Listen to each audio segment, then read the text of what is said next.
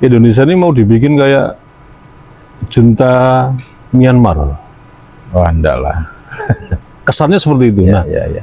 nah makanya dengan kedekatan panjenengan dengan kedua tokoh ini nih, militerisme yang seperti apa sebetulnya yang dikendaki oleh beliau ini?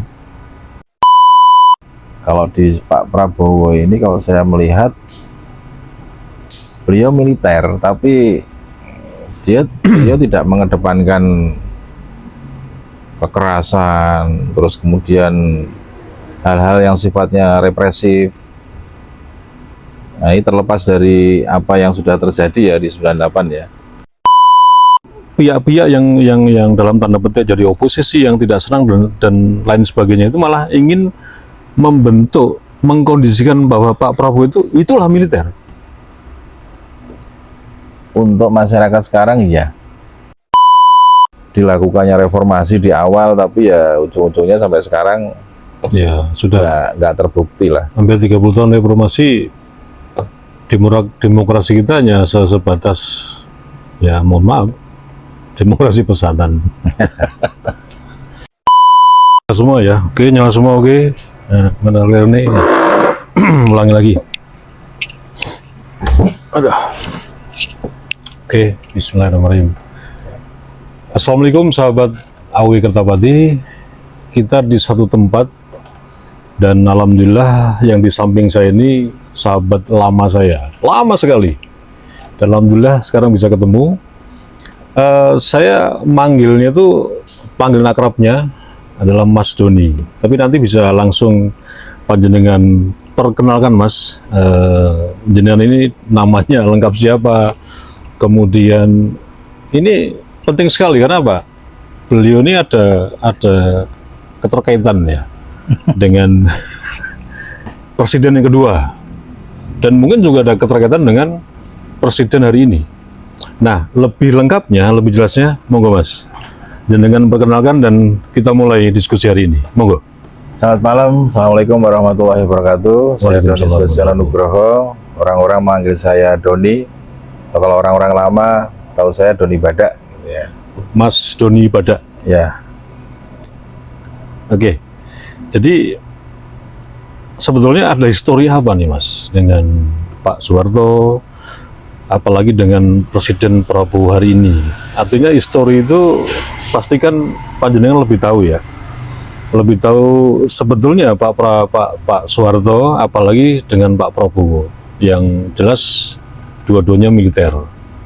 Artinya saya juga nggak menyebut panjenengan ini militer ya, tapi saya nggak tahu ya, tapi itu nggak penting ya. Intinya keterkaitan ini sepak terjangnya dan yang sudah dilakukan Prabowo hari ini bagaimana menurut panjenengan Mas? Baik. Jadi kalau saya ya orang biasa aja. Ya mungkin kebetulan pada saat itu ya ceritanya panjang lah, sampai ke Cendana, dan mungkin juga pernah dan kenal dengan Pak Prabowo. Ya kalau menceritakan kenapa bisa sampai ke sana panjang ceritanya. Baik. Nah, yang jelas Oke. dua orang itu pribadi yang sangat menarik untuk dibahas gitu ya. Pak Prabowo Pak Harto dengan karakternya yang kalem tapi ketegasannya luar biasa dan berani, terukur, taktis yang jelas. Oke. Nah, itu sudah kita semua juga sudah bisa melihat di era kepemimpinannya beliau membangun Indonesia, mulai transisi Orde Lama, membuat Repelita, tentunya dengan timnya beliau ya, para menteri, itu luar biasa menurut saya. Menyusun Repelita 1, 2, 3 sampai 5 itu, wah, itu suatu hal yang tidak mudah gitu ya. Nah, sehingga perlu sebuah konsep yang luar biasa dan tentunya ketegasan yang luar biasa. Itu di sisi Pak Harto. Ya, kelebihannya beliau, kekurangannya ya kita memaklumi aja lah. Apapun itu Ya itu sebuah dinamika dan masa kepemimpinan yang tentunya pro dan kontra itu ada. Tapi Oke. yang terpenting yang kita perlu menggarisbawahi bahwa itu sangat baik untuk membangun pemahaman dan kedewasaan kita tentang bagaimana menjadi seorang pemimpin yang bertanggung jawab untuk masyarakatnya. Kemudian Pak Prabowo juga pribadi yang sangat menarik. Beliau juga sama-sama seorang militer, punya ketegasan,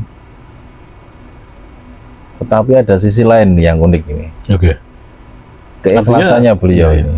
Artinya di sini framingnya kan kalau seorang militer itu pasti otoriter, kalau seorang militer itu pasti kejam. Bahkan kemarin saya sempat membaca juga atau mendengar statement dari salah satu para pengkritis itu, Indonesia ini mau dibikin kayak junta Myanmar. Wah, enggak lah. Kesannya seperti itu. Ya, ya, ya. Nah makanya dengan kedekatan panjenengan dengan kedua tokoh ini nih, militerisme yang seperti apa sebetulnya yang dikendaki oleh beliau ini, tentang dari mulai tata kelola pemerintahan sampai tata kelola sosial, ekonomi, hukum, politik. Ya mungkin berbeda ya, kalau Pak Harto dulu memang betul-betul full militernya kelihatan sekali dalam hal tindakannya dan lain sebagainya. Kalau di Pak Prabowo ini, kalau saya melihat beliau militer, tapi dia tidak mengedepankan kekerasan, terus kemudian hal-hal yang sifatnya represif. Nah, ini terlepas dari apa yang sudah terjadi ya di 98 ya. Jadi Atau kalau- memang zamannya Mas Doni, zamannya Pak Harto memang beda dong dengan zaman sekarang. Ya, ya pasti. Di era modern ini kan keterbukaan, transparan itu menurut saya itu juga akan merubah paradigma berpikir kita bahwa militer itu nggak begitu gitu ya. Dan itu dari kepemimpinan presiden-presiden terdahulu, mulai Pak SBY, Pak Jokowi, ya beliau-beliau ini berkomitmen sekali untuk membangun citra TNI dalam hal ini tidak seperti yang dibayangkan orang pada saat dulu gitu ya. Zaman Soeharto ya. Ya, memang berbeda. Ya, di fungsi ABRI juga sudah mulai bergeser di eranya Pak SBY, Oke. bahkan sampai sekarang. Ya, ini yang kita juga harus memberikan apresiasi yang tinggi kepada beliau-beliau yang sudah berkomitmen untuk membangun itu, untuk mendorong demokrasi di Indonesia ini bisa berjalan lebih dewasa. Ya tentunya memang ada fase-fasenya ya. Atau mungkin dari pihak mereka yang sekarang ini anggap aja oposisi, malah justru mau memframing atau mengkondisikan bahwa sebetulnya Pak Prabowo ini memang tampang militer, tapi kan hati familiar. Tapi malah akan dibalik, itulah militer sejati. Apa begitu? Ya kalau itu kan memang tergantung style masing-masing ya. Artinya gini Gus, nah, Mas, artinya gini Mas. Padahal Pak Prabowo ini kan udah bukan zamannya lagi hidup di zaman Soeharto kan. Ya. Zaman sekarang berbeda. Ini justru pihak-pihak yang dalam tanda petik jadi oposisi, yang tidak senang dan lain sebagainya itu malah ingin membentuk, mengkondisikan bahwa Pak Prabowo itulah militer. Untuk masyarakat sekarang ya. Jadi Ingin dibentuk begitu? Militer yang sekarang itu ya diharapkan memang harus begitu gitu. Oke. Ya tampang boleh militer tapi hati familiar gitu. Oke. Dan itu sudah kelihatan dari sisinya Pak Prabowo yang sekarang ya. Kalau kita mau flashback dulu, Pak Prabowo ya seorang Kopassus, juga bagian dari pendiri tim Gultor. Tapi dengan anak buah itu sangat perhatian sekali. Nah, itu bukan style yang militer sebetulnya. Oke. Ya menurut saya jarang lah yang begitu ya. Perhatiannya luar biasa. Oke. Nah, tapi dari bahasa-bahasa beliau, Mas Doni, ngapunten, Ya, Pak Prabowo ini kan di podium memang saya lihat ya itu watak aslinya itu ya gayanya, stylenya begitu loh. Sorry, bukan watak ya, gayanya seperti itu. Artinya beliau juga tidak mau pencitraan bahwa gue ini alim, harus sebagai seorang presiden harus tertib. Justru saya melihat beliau ini ya apa adanya saja. ya. Sepakat. Artinya ya memang bukan militerisme yang harus dengan situasi yang keras, ya tidak kenal persuasi, tapi lebih ke lebih ya tindakan-tindakan yang lebih katakanlah saklek gitu loh. Kayaknya nggak seperti itu. Enggak Nah, menurut jenengan gimana itu? Menurut saya memang Pak Prabowo ini orang yang tadi ya saya sempat nyampaikan di awal, orang yang ikhlas. Oke. Dia selalu tampil apa adanya, lugas, tegas, berbicaranya juga ya kalau mau dibandingkan dengan Pak SBY, kalau Pak SBY kan istilahnya setiap katanya terkesan kayak ditata gitu ya. Ya, teratur banget gitu. Teratur, tapi Teks memang gitu ya. Pak SBY memang stylenya begitu. Stylenya begitu. Oke. Pak Prabowo memang lebih cenderung menurut saya bertolak belakang ya. Terus nyampaikan apa adanya dengan gaya lu gue kadang-kadang juga keluar juga. Ya beliau berusaha untuk tampil apa adanya supaya lebih dekat. Tujuannya sebenarnya seperti itu ya, cara ya, komunikasinya menurut gitu ya. pandangan saya begitu. Tapi orang kan ya pasti menyikapinya macam-macam lah ya. Tapi saya berupaya berusaha untuk selalu melihat sesuatu itu ya secara positif aja.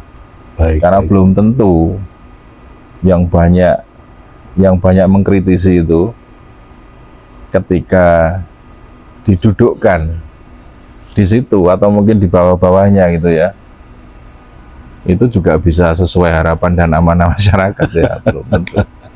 Atau bahkan duduk bareng diskusi lah katakanlah ya, akan beda kan? Beda ya. Atau mungkin ini transisi Mas, transisi gaya bahasa, gestur dari seorang presiden yang tadinya memang sipil ya.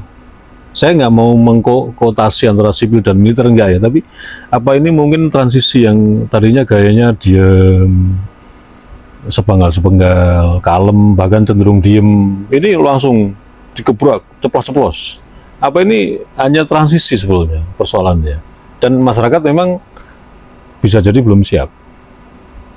Ya memang repot ya kalau kita melihat apa istilahnya reaksi dari masyarakat.